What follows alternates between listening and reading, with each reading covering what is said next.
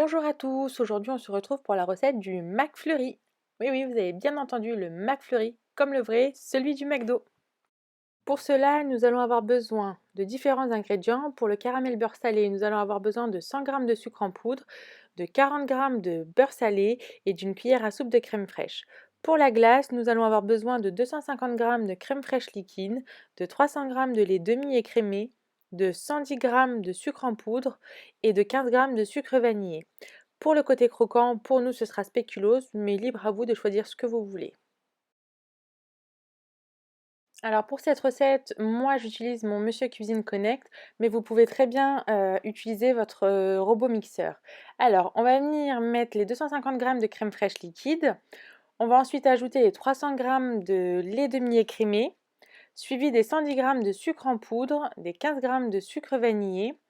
On va fermer notre Monsieur Cuisine Connect avec le gobelet doseur et on va venir programmer 2 minutes et 10 secondes à vitesse 3. Au bout des 2 minutes 10, nous allons pouvoir transvaser notre préparation dans un récipient qui va au congélateur et on va laisser reposer pendant 8 heures. Pour le caramel beurre salé, on va venir faire un caramel à sec. On va donc verser le sucre et faire chauffer à feu moyen jusqu'à ce que le sucre caramélise.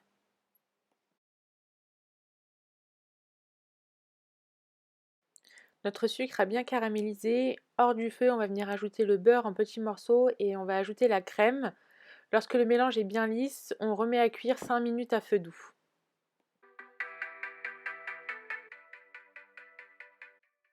Notre caramel beurre salé est maintenant prêt, on va le laisser refroidir. Après 8 heures de congélation, on vient ressortir notre glace, la démouler de notre bac à glaçons ou de notre petit perroir et la mettre dans notre robot mixeur. Moi, je vais la mettre dans mon robot Monsieur Cuisine Connect.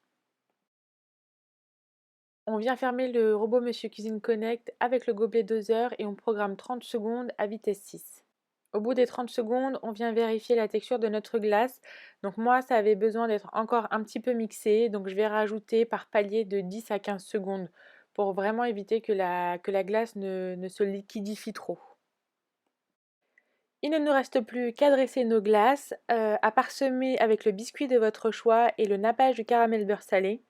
Et maintenant, notre glace est prête à être dévorée.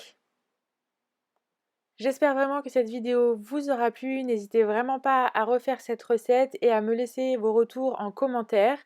Je vous invite à me suivre sur ma page Instagram La Cuisine by Louis et à vous abonner à ma chaîne YouTube. D'ici là, je vous souhaite une belle journée et on se retrouve bientôt pour de nouvelles gourmandises.